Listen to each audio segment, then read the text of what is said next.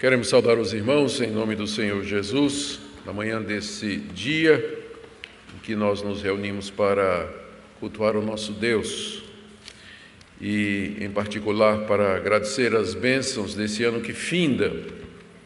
Eu quero convidá-los, irmãos, a abrir a palavra de Deus na carta aos Hebreus, capítulo 13. Nós vamos ler do verso 5 até o verso 6.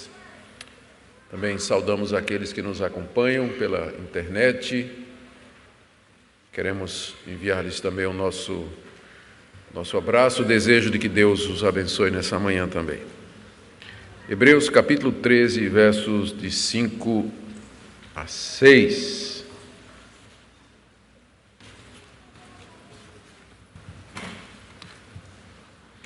Seja a vossa vida sem avareza.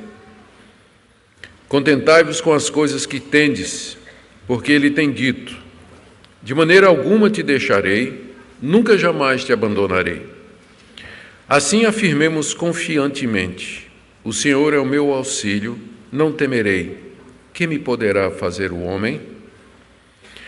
Nosso Deus, nós estamos diante de Tua palavra, diante dessa promessa, e nós pedimos que, pela fé, nos apropriemos dela, para que nesse ano que se inicia, nós vivamos com confiança diante de Ti, mesmo em meio às perspectivas negativas, difíceis para o nosso país. Dê, Senhor, que nós não temamos o que o homem pode nos fazer, mas que estejamos sempre confiantes, contentes com o que temos, vivendo para a Tua glória com muito ou com pouco. Ajuda cada pessoa aqui presente nesta manhã, para que possamos ser um exemplo, Senhor, de fé e confiança, na alegria, na tristeza, na fartura e também na falta. É o que nós te pedimos em nome de Jesus. Amém. Queridos, nós damos graças a Deus pelas bênçãos que Deus aprove derramar sobre o nosso país. Eu me refiro na área do governo do nosso país. Há uma expectativa muito grande entre nós de que, a começar desse ano que se inicia, talvez um novo período venha raiar sobre o Brasil, em todos os sentidos. Entretanto, por mais otimistas que as previsões sejam, nós sabemos que não será feito num ano o conserto do que durante 15 ou mais anos foi destruído. E ainda há um longo tempo pela frente de recuperação econômica, de recuperação das nossas instituições, da nossa segurança, de mais oportunidades de trabalho, de bons empregos, de bons salários. Por mais otimistas que nós sejamos, nós sabemos que mesmo que Mertiolate vai voltar a arder na era Bolsonaro, isso não vai acontecer da noite para o dia. Levará um tempo, não é? E passamos de ano e entramos no ano novo com, por um lado, expectativas e, por outro, com o coração resguardado diante daquilo que os técnicos e os especialistas na área nos dizem, de que não vai ser da noite para o dia a melhora financeira e econômica que o nosso país tanto almeja. Podemos esperar problemas na área da inflação, problemas em termos de depressão econômica, a contínua falta de emprego, talvez uma crise política, agravamento de problemas sociais, instabilidade em todas as áreas. Enfim, nós conhecemos o suficiente da história do mundo e do nosso país para saber que, na verdade, ninguém pode ter certeza de absolutamente nada para o ano que vem. A única certeza é que Deus reina e que Ele é o Senhor de tudo e de todos. Essas expectativas, elas podem abalar a vida das pessoas, especialmente os cristãos, e nós corremos o risco de esquecer os padrões, as promessas e os valores cristãos, conforme nos são apresentados na Palavra de Deus. O texto que eu li para os irmãos é uma exortação que foi feita a um grupo de crentes em Jesus do primeiro século que passava por expectativas parecidas, embora num contexto diferente. Se trata de judeus que haviam se convertido a Cristo e que estavam sendo perseguidos e hostilizados pelos seus patrícios. Isso era muito comum no século I. Quando um judeu se convertia, ele era perseguido pela sinagoga, pela própria família, pelo sinédrio, por todos aqueles que o conheciam. O livro de Atos nos traz vários relatos desse tipo de perseguição. E essa perseguição não era apenas verbal, não era apenas agressões orais, palavras, xingamentos, mas eram ameaças bem concretas e que terminavam, às vezes, na perda de bens materiais, a perda de emprego, a diminuição, o boicote dos seus negócios, perda de bens, algumas vezes prisão, tortura e, eventualmente, até a morte. E a razão pela qual essa carta foi escrita é que o autor dela temia que, debaixo de tanta pressão, vindo de todos os lados, esses cristãos desanimassem e voltassem ao judaísmo, abjurando da fé em Cristo, apostatando do Evangelho. O alvo da carta, então, é encorajar esses irmãos a permanecer firmes no meio de todas as dificuldades que eles estavam enfrentando e que ainda haveriam de enfrentar. Não somente a perseguição, mas com a perseguição, a perda da segurança financeira, a perda do ganha-pão, do sustento, daquilo que era necessário para a vida. Eu creio que, por esse motivo, essa carta, particularmente essa passagem, ela pode ter uma aplicação para nós que hoje encerramos eclesiasticamente o ano de 2018, não é claro que ainda temos amanhã, mas em termos eclesiásticos de igreja, nós estamos encerrando hoje a 2018. Eu queria então ver com vocês essa ordem que é dada aí, na verdade são duas ordens, a primeira, que a nossa vida seja sem avareza, e segundo, que a gente se contente com as coisas que tem. Depois ver a base em que essa ordem é dada, que é uma citação do livro de Deuteronômio, uma promessa de Deus de que jamais nos abandonará. E, em terceiro lugar, a conclusão que o autor quer que nós cheguemos, ou seja, que afirmemos com confiança que Deus é o nosso auxílio e que nós não vamos temer aquilo que o homem pode nos fazer. Então, em primeiro lugar, essa ordem que está aí, esse mandamento, essa exortação, no início do verso 5, seja a vossa vida sem avareza, contentai-vos com as coisas que tendes. São dois mandamentos, é um mandamento com duas partes. O que chama a atenção logo de saída é o fato de que a Bíblia traz mandamentos e exortações para os cristãos. É sempre importante lembrar isso, porque como reformados, como pessoas que creem na soberania de Deus e no controle absoluto de Deus, às vezes o nosso coração pergunta se há espaço para alguma decisão minha ou para alguma ação da minha parte. Eu me lembro, logo depois da minha conversão, e particularmente quando eu descobri a fé reformada, que durante pelo menos um ano eu fiquei como que paralisado. Eu não sabia se esperava Deus tocar o meu coração para orar, ou se eu orava mesmo não tendo vontade.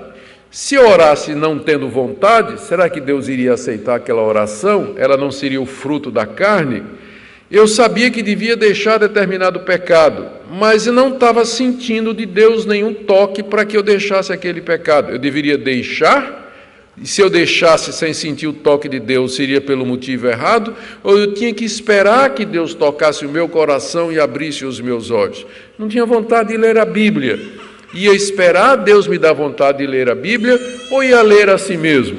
Então, durante mais ou menos um ano, e eu creio que isso acontece muito com o pessoal que descobre a fé reformada e a soberania de Deus, ele fica meio que paralisado. Qual é a minha parte e qual é a parte de Deus? Os autores bíblicos não têm o menor problema com isso. Eles se dirigem aos seus leitores trazendo exortações, mandamentos, ordens e dizendo: faça isso e faça isso. Nós não temos que esperar sentir de Deus alguma coisa ou um toque de Deus no coração, um sentimento, um sonho, uma visão, para fazer o que a Bíblia diz que a gente tem que fazer. Na maioria das vezes é quando nós resolvemos obedecer que vamos sentir alguma coisa, ou que vamos experimentar alguma coisa. Você não pode guiar uma bicicleta se ela está parada. Ela tem que estar rodando para você guiar. Então, é significativo que haja essas instruções para nós. Significa que há alguma coisa que nós temos que fazer e que podemos fazer e que é o nosso dever começar a fazer no momento em que nós entendemos o que é que Deus pede de nós. E aqui está muito claro, são duas coisas. A primeira delas, a palavra de Deus aqui nos diz que nós devemos fugir da avareza, não devemos ser avarentos, não devemos ter amor ao dinheiro, não devemos nos apegar aos bens materiais. E eu não preciso esperar uma revelação ou um anjo do céu para me levar a fazer isso, mas é alguma coisa que na hora que eu compreendo, eu tenho que fazer imediatamente. E continuando, ele diz: contentáveis com as coisas que tendes, ou seja, sejam felizes com o que vocês têm. Não fiquem cobiçando outras coisas, querendo mais do que vocês precisam ter. Exatamente porque o contentamento é o antídoto para a avareza, né? A segunda parte, na verdade, é a resposta da primeira. Para que eu evite o amor ao dinheiro, eu tenho que aprender a viver contente com as coisas que eu tenho. Então, isso é uma ordem que Deus me dá e que eu não preciso esperar nenhuma revelação especial, eu devo viver dessa maneira. Quando ele diz aqui, seja a nossa vida sem avareza, vida aqui significa o meu modo de viver, a maneira de eu me conduzir, a maneira de eu me comportar, a maneira de eu viver e existir aqui nesse mundo. Que ela seja sem avareza.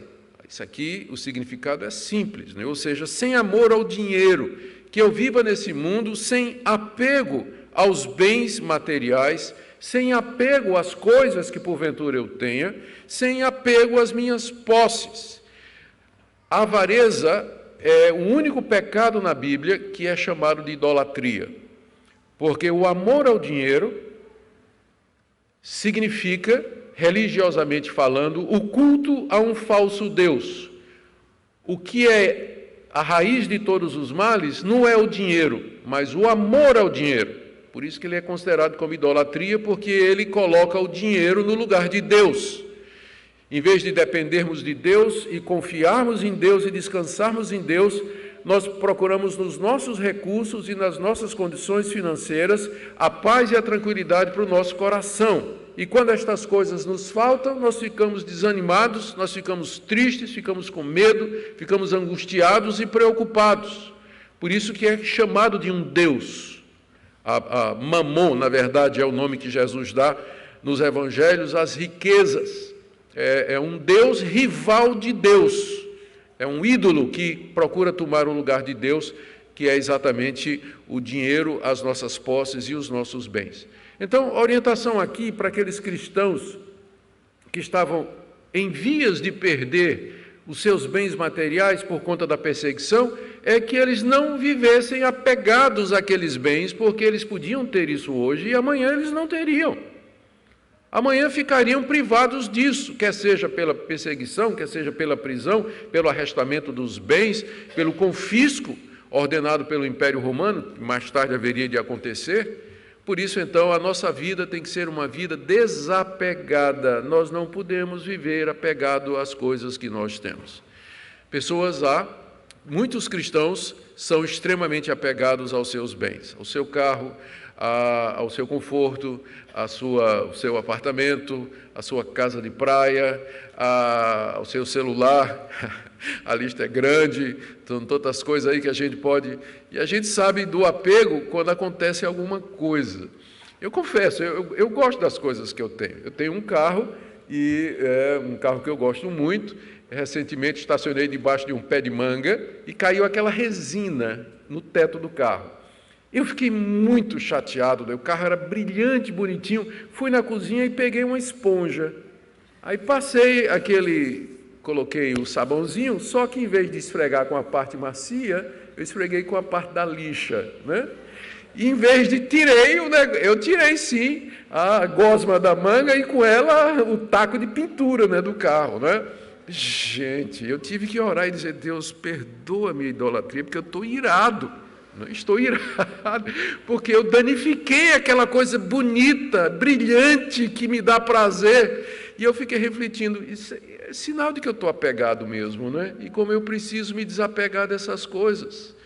Preciso me desapegar desse tipo de coisa. Seja a vossa vida sem avareza. Como isso é apropriado para os nossos dias. Foi apropriado para os dias daqueles cristãos e é apropriado para nós hoje. Como eu disse, a crise financeira, ela tem empurrado muitos a se apegar ao dinheiro como solução para a sua ansiedade e angústia, procurar segurança nos recursos materiais e, às vezes, sacrificar a fé e a consciência para reter mais dinheiro ou procurar obter mais.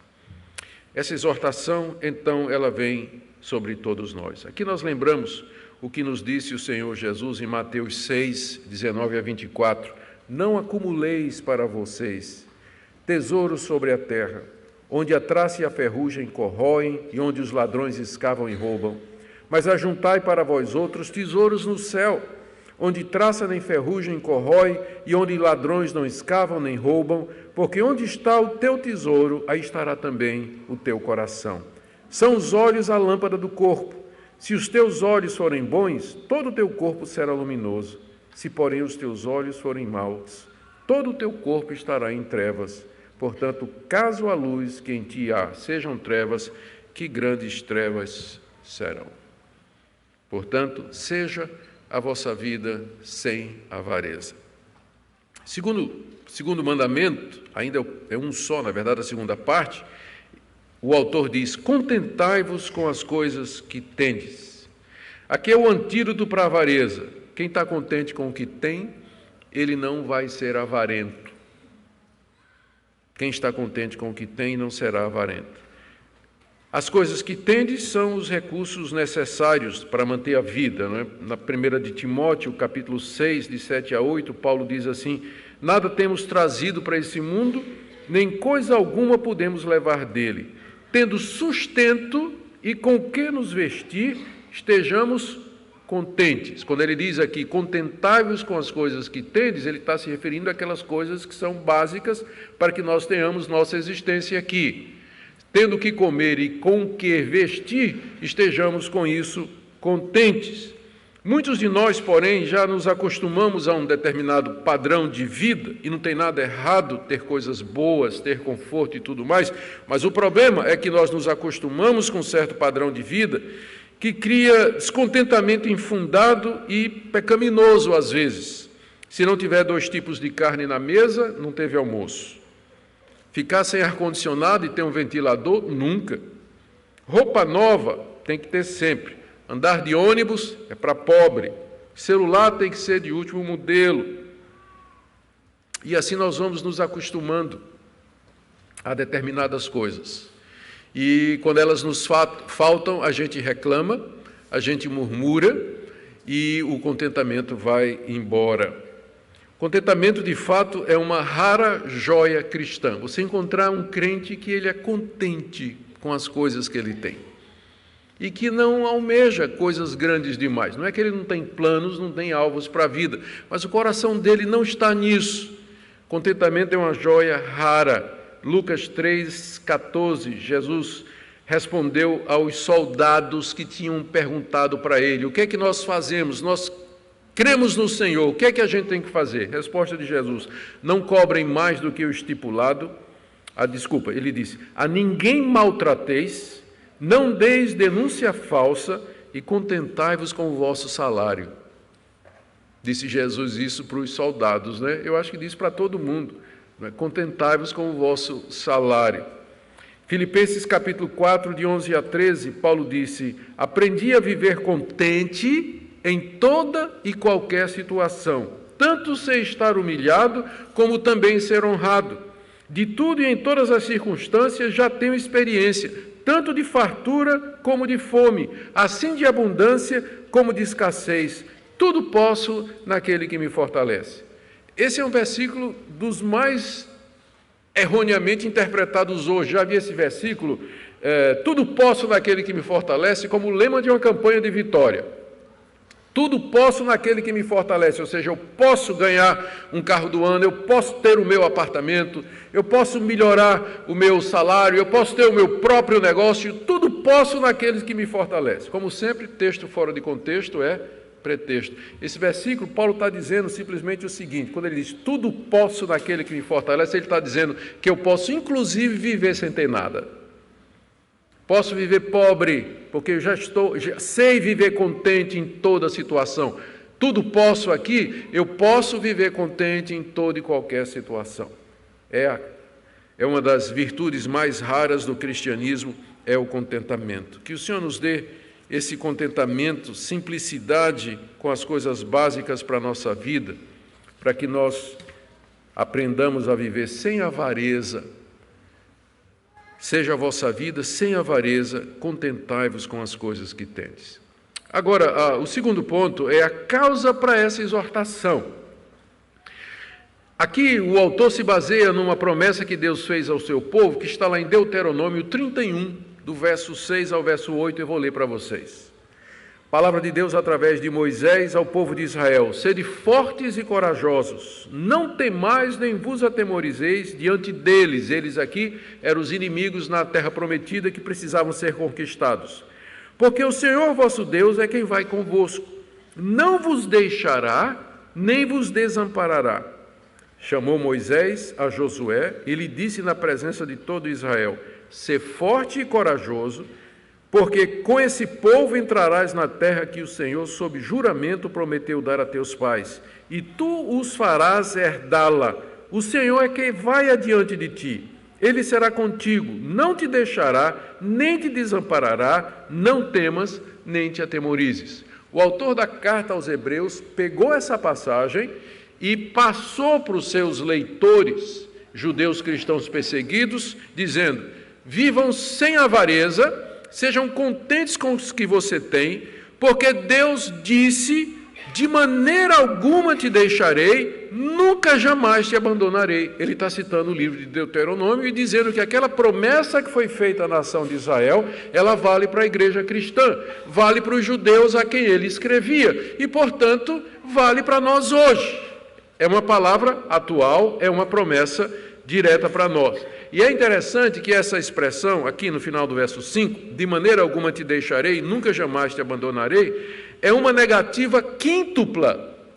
Se você for ler literalmente no grego, ela está dizendo assim: não te deixarei, duas, né? Não te deixarei, não, nunca, jamais te abandonarei. 5 negativas no grego. É a única vez na Bíblia que aparece isso, reforçando e enfatizando e destacando o peso dessa promessa. Não, nunca, jamais eu desampararei vocês. Eu não deixarei vocês. Portanto, fiquem contentes com o que você tem. Viva sem avareza. Não se apegue aos seus bens materiais, porque eu sou o sustento de vocês. Sou eu quem garante a vida de vocês aqui nesse mundo. E que eu estarei com vocês em toda e qualquer circunstância. Essa é a base sobre a qual, então, o autor orienta aquela igreja a viver sem avareza. Queridos, e quantos exemplos históricos nós temos dessa promessa que foi repetida tantas vezes na Bíblia? Essa mesma promessa, nunca, jamais te desampararei, foi feita a Jacó, em Gênesis 28:15. Eis que estou contigo, Jacó, diz o Senhor, e te guardarei por onde quer que fores, e te farei voltar a esta terra, porque não te desampararei até cumprir aquilo que te hei referido. E o que é que aconteceu? Como se cumpriu? Jacó foi guiado à Mesopotâmia, lá encontrou uma esposa, casou, venceu Labão, conquistou Esaú, venceu no Jaboque, escapou em Siquém, foi ao Egito e viu sua família toda reunida lá sob a liderança de José. Essa mesma promessa foi feita a Josué, capítulo 1, verso 5. Ninguém te poderá resistir todos os dias da tua vida. Como fui com Moisés, assim serei contigo. Não te deixarei e nem te desampararei. E o que é que aconteceu? Josué atravessou o Jordão, conquistou a terra, derrotou nações e viu a promessa de Deus se cumprir sobre ele. Foi feita a Salomão a mesma promessa. Primeiro livro das Crônicas, 28:20, disse Davi a Salomão, seu filho: ser forte e corajoso, faze a obra, não temas nem desanimes, porque o Senhor teu Deus há de ser contigo, não te deixará e não te desamparará. Essa mesma promessa é para nós, de que o nosso Deus não nos deixará e Ele não nos desamparará. O autor de Hebreus, como eu disse, aplicou a sua época e podemos com segurança nos apoiar nessa promessa, e ela é a base na nossa vida para viver sem amor ao dinheiro, viver sem avareza, sem ansiedade e sem angústia, viver contentes com o que temos, pois Deus é a nossa herança. E se viermos a sofrer financeiramente, ou com doença, ou qualquer outra coisa, nós temos convicção de que o Senhor estará conosco, nos dando paz, conforto e vida eterna. Deixe-me passar para o último ponto agora, que é a inevitável conclusão que o autor chega. Ele deu a ordem, no verso 5, para que nós vivêssemos contentes, sem avareza. Ele deu a base para essa nossa confiança, que é a promessa de Deus, baseada numa negativa quíntupla, de que Ele nunca nos deixará, nunca nos abandonará. E agora, então, ele chega à conclusão, no verso 6, ele diz aos seus leitores: assim afirmemos confiantemente, o Senhor é meu auxílio, não temerei o que me poderá fazer o homem. Aqui é uma citação do Salmo 118, versículo 6, que eu vou ler aqui. É um salmo de Davi. Davi escreveu assim: em meio à tribulação invoquei o Senhor, e o Senhor me ouviu e me deu folga. O Senhor está comigo, não temerei o que me poderá fazer o homem. Quando Davi escreveu estas palavras, foi no contexto de perseguição. Ele estava acossado pelos seus inimigos. Então, Deus lhe deu vitória quando Davi clamou. E ele escreve esse salmo dizendo que em meio à tribulação, ele invocou o Senhor, e o Senhor o ouviu e lhe deu folga. E aí então ele conclui: o Senhor está comigo, eu não temerei, o que o homem pode me fazer? O peso dessa passagem é o contraste entre o homem e Deus. O que o homem pode fazer se Deus está comigo? Se Deus é por nós, quem será contra nós? Se Deus é o meu auxílio, se Ele prometeu que não vai me deixar, que Ele não vai me desamparar, o que o homem pode me fazer? Tirar a minha vida no máximo. Ele pode tirar o meu salário, tirar a minha casa, tirar o meu carro, tirar o meu conforto, tirar a minha aposentadoria, pode sequestrar a minha poupança, como já foi feito há alguns anos aqui no Brasil. O que o homem pode me fazer? Porque o meu auxílio é Deus, e Deus é maior do que o homem. Se nós vivemos assim, confiados em Deus, olhando as coisas na devida proporção, a proporção é essa: o que é o homem, o que são as pessoas, o que é o governo, o que são as autoridades, o que são as nações comparadas com Deus. Se nós vivermos dessa perspectiva, nós viveremos um ano de tranquilidade, de confiança, em paz, no meio das tribulações que certamente virão, das dificuldades que vão acontecer. Mas, porém, se nós não confiarmos nessas coisas, vivermos com avareza e descontentes, então a nossa vida será uma vida marcada pela angústia, pela aflição, pela ansiedade, pelo desânimo, pelo desespero e, em casos extremos, até com a perda da vontade de viver. Essa afirmação de que Deus é o nosso auxílio e que o homem nada pode fazer. Talvez aqui o melhor comentário seja o de Paulo, em Romanos 8, 31 a 39, que todos nós conhecemos bem. Que diremos, pois, à vista dessas coisas? Se Deus é por nós, quem será contra nós? Aquele que não poupou seu próprio filho, antes por todos nós o entregou, porventura não nos dará graciosamente com ele todas as coisas? Quem tentará acusação contra os eleitos de Deus? É Deus quem os justifica. Quem os condenará? É Cristo Jesus quem morreu, ou antes quem ressuscitou, o qual está à direita de Deus e também intercede por nós. Aí vem: quem nos separará do amor de Cristo? Será tribulação, angústia, perseguição, fome, nudez, perigo, espada, como está escrito: por amor de ti somos entregues à morte todo dia, fomos considerados como ovelhas para o matadouro. Em todas estas coisas, porém, somos mais que vencedores por meio daquele que nos amou. E a conclusão de Paulo: estou bem certo de que nem morte, nem vida, nem anjos, nem principados, nem as coisas do presente, nem do porvir, nem os poderes, nem altura, nem profundidade, nem qualquer outra criatura poderá nos separar do amor de Deus que está em Cristo Jesus, nosso Senhor. John Knox, o reformador escocês, defendendo sua posição diante dos inimigos, perante a corte, diante de uma tremenda oposição, ele disse: um homem com Deus é sempre maioria. E é verdade, um homem com Deus é sempre maioria. Se Deus é por nós, quem será contra nós? O Senhor é meu auxílio, não temerei o que me pode fazer o homem. Deixe-me fazer algumas aplicações aqui e eu quero terminar. Primeira, eu queria que você nessa manhã, diante da palavra de Deus, examinasse seu coração e sua vida. Quais são os ídolos da sua vida? Quais são aquelas coisas que você ama, que você zela, nas quais você deposita o seu prazer, a sua segurança, a sua confiança, que você fica contando os momentos até que você vai ter aquela coisa nos seus braços, ou nas suas mãos, ou diante dos seus olhos. Quem é de fato o Deus da sua vida? O que é que lhe dá mais prazer? Quem é o centro da sua vida? Se a resposta não for Deus na pessoa do seu Filho Jesus Cristo, então você está enquadrado no que está dizendo aqui: a sua vida é uma vida com avareza. Você tem algum ídolo na sua vida.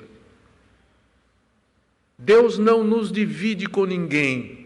Nós não podemos servir a dois senhores. Ou nos dedicaremos às riquezas, e com as riquezas quero dizer as coisas aqui desse mundo, ou então Deus terá o primeiro lugar em nossa vida. Buscai primeiro o reino de Deus e a sua justiça, e todas as demais coisas serão acrescentadas. Quem é o Deus da sua vida? Quem tem o primeiro lugar na sua vida? Segunda aplicação: diga com toda franqueza diante de Deus: a sua vida é uma vida com contentamento. Você é uma pessoa contente? Você está feliz com as coisas que você tem?